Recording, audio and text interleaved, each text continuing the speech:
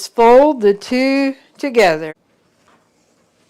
Alrighty, I think that does it. Howdy folks, I am Martha and I'll be doing kitchen action again today. Dorothy will be editing the video. We both welcome you to Hirschberger's Miracle Homestead. The kitchen action we're doing today is a gingerbread roll. We're using a recipe that's from the West Rockies Mennonite Church Cookbook. And this church is located in Colorado. My brother and his wife moved to Colorado with a young family. Now the children are all grown and married. But the church here put this cookbook together, and two of the nieces gifted it to Dorothy and I, and we have thoroughly enjoyed it. This is actually our cousin's recipe that we're using today. And before we actually come in to see what goes in the gingerbread roll, welcome all our new subscribers. If this is your first time on our channel, we hope you enjoy it. We're so glad you found us. For the rest of you, we're so grateful for your continued support.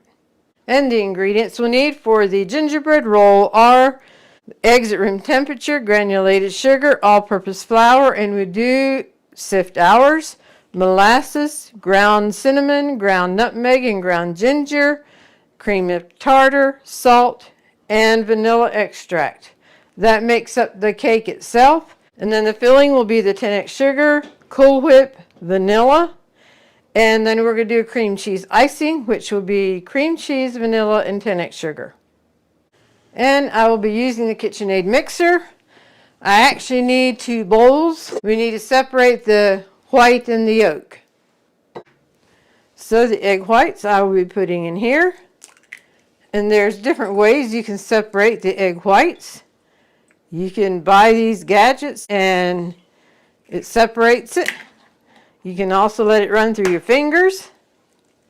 And this is the way we do it. Just flip it from shell to shell. There we go. And if you get a little yolk in there, the shell assisted me in getting it out. Hopefully there's clean breaks there. I often save a shell that is a clean break, so if I do one that is not a clean break, I have a clean break to fall back on.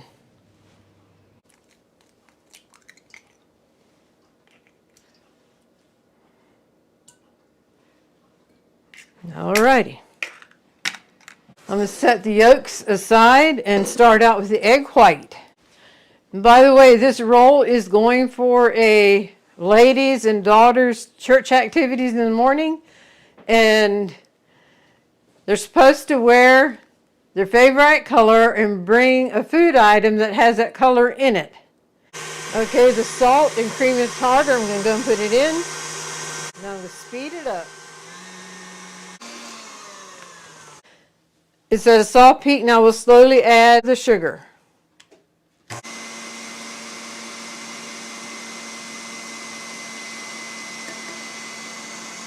Okie dokie, how beautiful is that? Remember, we put the egg yolks in here and sugar, and we'll be mixing this until it's thickening up. I want to do a quick scrape to make sure there's no sugar hanging on the bottom or on the sides, or egg yolk for that matter. While the eggs and the sugar are mixing, I'm going to mix the flour and the spices together. So let me get those going.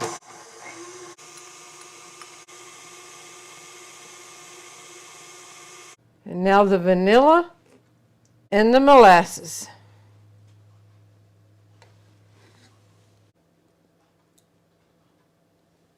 Now we'll mix this together and then add the flour.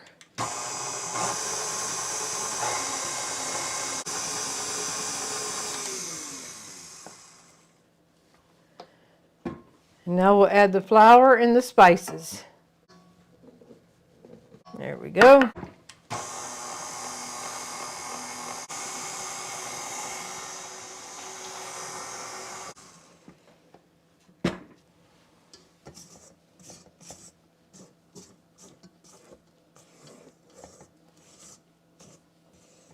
Now we'll give this one more light mix. Alrighty, I think that'll do it. Here it goes into the egg whites. And now we will just fold the two together. Everything will come together as one unit. But you do not want to mix this with the KitchenAid. You just want to do a gentle mix until it's well combined.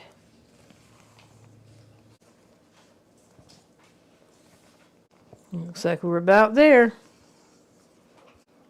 I still see a few streaks of egg white.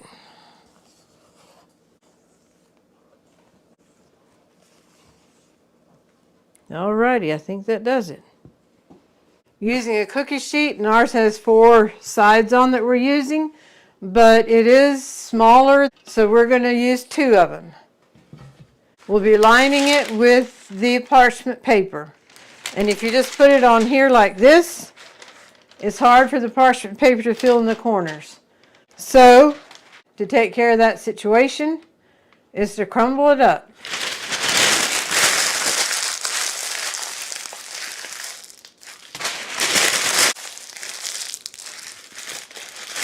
And now uncrumble it.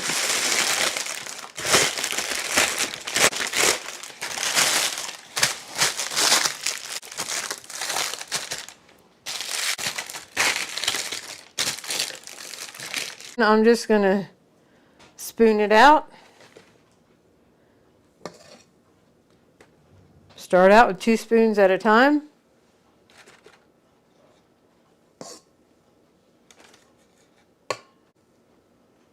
The batter is very light, and that comes from the stiffened egg whites.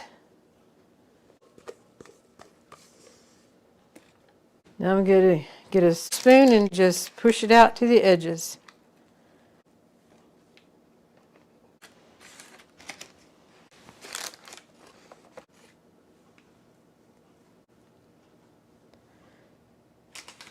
The oven is preheated to 350 and it'll bake for 20 minutes. I'm doing it one at a time. So I will put this in, and while this is baking, I can get that spread out on the pan. And now I'll just try to get it smooth and even. The way we always did it before, a tea towel. Just apply a lot of tannic sugar on the cloth.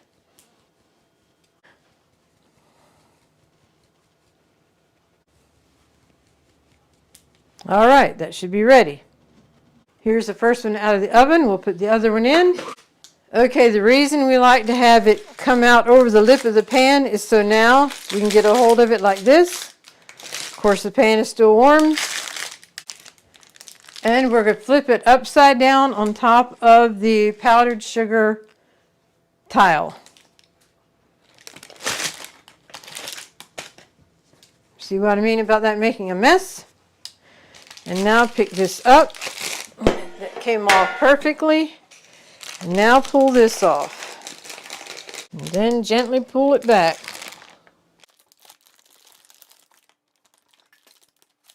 Next time I will spray the parchment paper and see if the release of the cake will be easier. But hey, this worked and it is ever so good. Mission accomplished. Now sprinkle just a little bit on top. While the cake is still warm, you want to roll it up. Just try to do a gentle roll.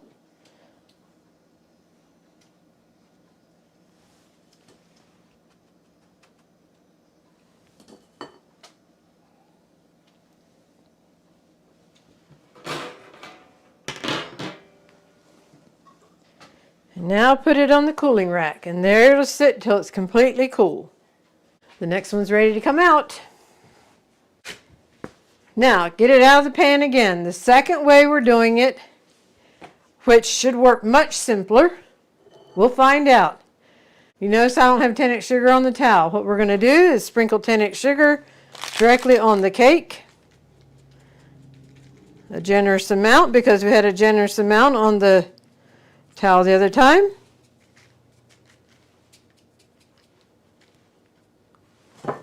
Here's the cooling rack. We'll take the towel place it on the cooling rack and put it on there. Flip it over.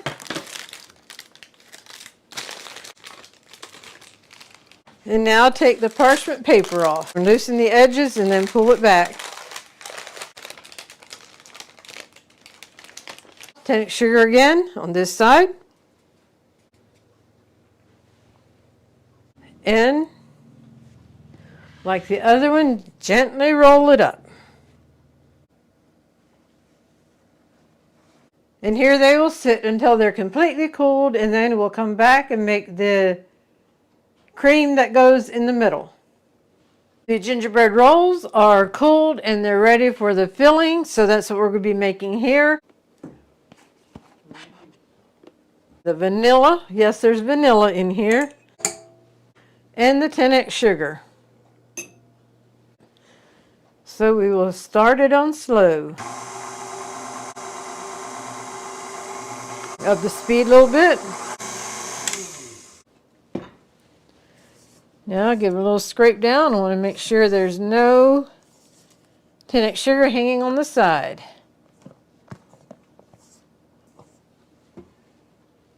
One final mix. Okie dokie. Looks and feels very nice. Alrighty. And just unroll it.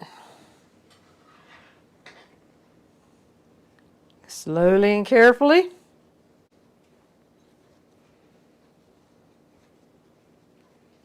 And now we will spoon it onto the roll.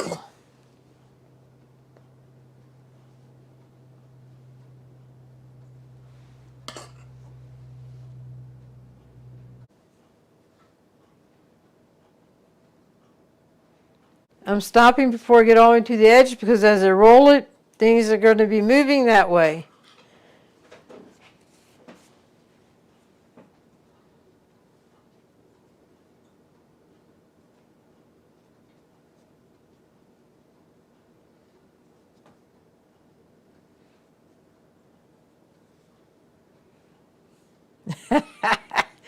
Looks like I got it on there pretty thick.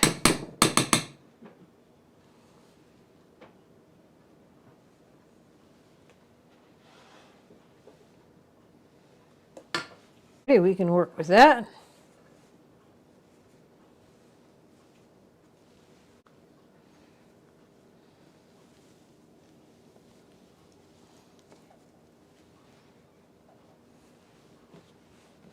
Okie dokie, here's roll number 1. Now we'll do the same thing to roll number 2. Here both rolls are ready to go to the refrigerator, and they will be in there until it's completely cold and set up. We are ready to get the show on the road again, and that is to make the cream cheese icing that we need. We do have a video on making cream cheese icing. Dorothy can leave a link for it. Cream cheese and butter or margarine. While this is whipping up, I'm going to add vanilla.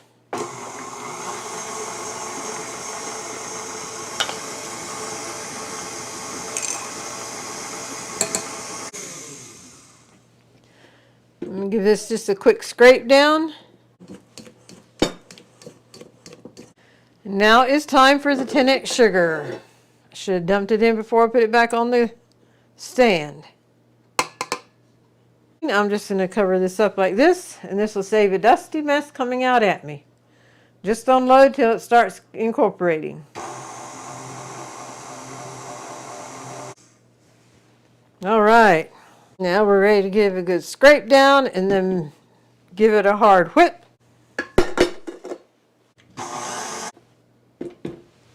And now we will add what's in here.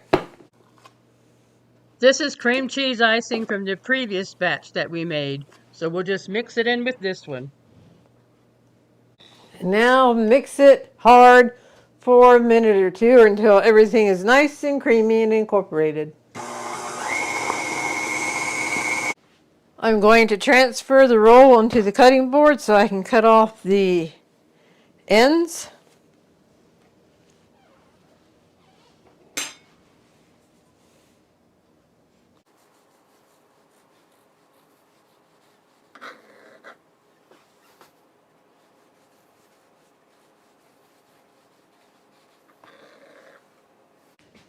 And I will put the ends in there.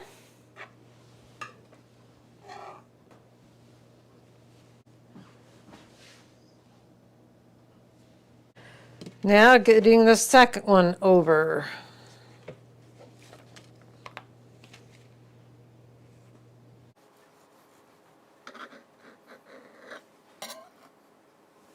And I need about an idea of how much I will need. All right, just shy of the blade of the table knife. So about right here.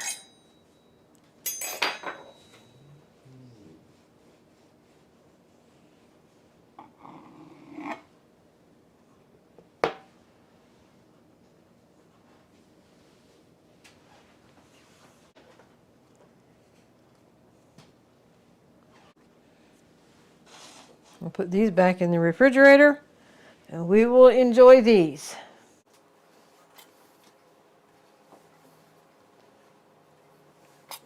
I am not a pro at putting icing on things at all, but I will do my best.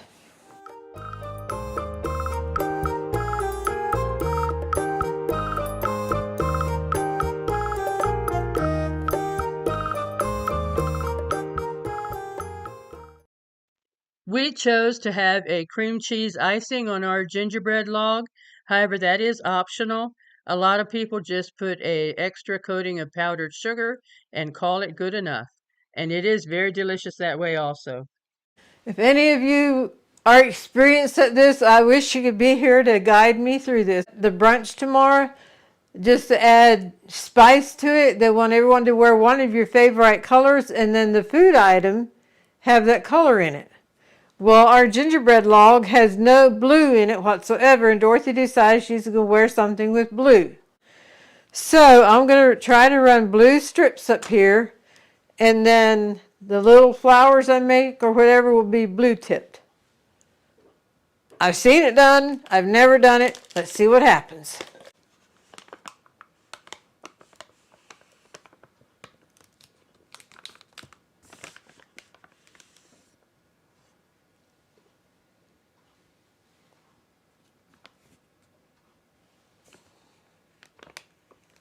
Not sure if I do 2 or 4.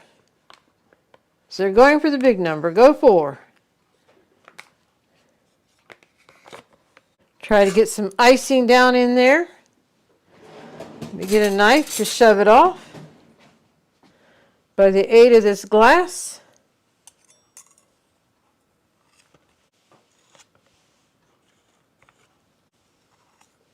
If this doesn't work, I'll just squeeze all this out and mix it up and we'll have blue icing.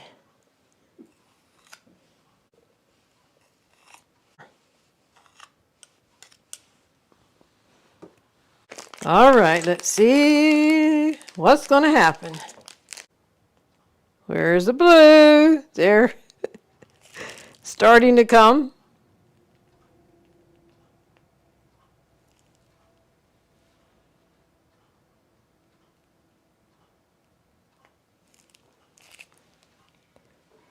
All right, you want something like that, Dorothy? You want... That'd be okay. Mm-hmm. Want what? Just mix it up and have everything blue. I kind of like the swirls. Okay. Do you? Yeah, whatever. So I'm going to take these off and then come back in with the blue.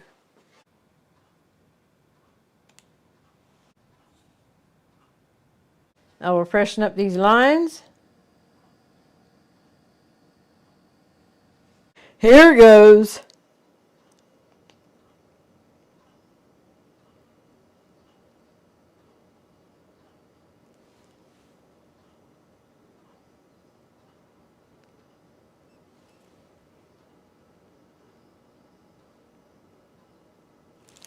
Well, there we have our blue. We're ready to tuck this away in the refrigerator and see you in the morning. Well, folks, it's the next morning and I'm about ready to head out for our Christmas brunch with the ladies and girls from church. All the girls are invited down to the youngest. So we'll be having people there of all ages. With the Christmas season, red would have been a good color to wear, but I really didn't have anything in the red family, so I opted for blue. But it would have looked nice to have the red on top of the gingerbread log to represent flames coming from the log. But anyway, this is very beautiful. I appreciate Martha making this for me. And how are we going to transport this? That was a question. Martha's over there thinking I'm going to drop this on top of her gingerbread log. It's your gingerbread log now. Anyway, we decided to take this container, take the lid, put this on the lid, and then put the container, use that as a lid.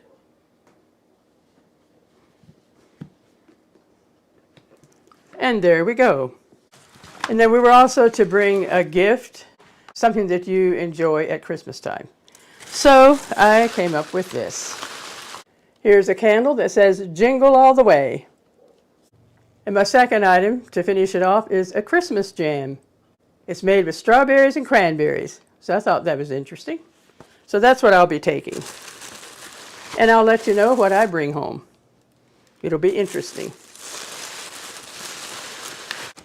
Okay, with that, I'll be on my way. Well, I have returned. We had a very interesting and enjoyable time, a good time of fellowship and just being together. You know, it's precious to be part of a church family that cares for each other and enjoys being together. And now I'll show you the gift that I was privileged to bring home. And that is this cute little cheese board and knife set. That was very, very cute. And then she had a little Christmas ornament on it. I was very pleased with this. And the ladies also made sure that I brought food home for Buddy and Martha. So that was very kind of them. And you may wonder what's sitting beside me here. It is sourdough bread that is rising. Our church is going caroling tomorrow evening, and we like to take a plate of goodies for the people we carol for. And so we're going to have little mini loaves of bread as part of that plate. And so that's what we are going to be doing this afternoon. Get those ready to have to add to the plates. Bringing Christmas cheer to others. And now we'll look to Martha to have the golden thought. Next week is December the 25th, Christmas Day, and I have 2 verses here to read that go very well with Christmas Day. For God so loved the world that he gave his only begotten Son, that whosoever believeth in him should not perish but have everlasting life. John 3:16.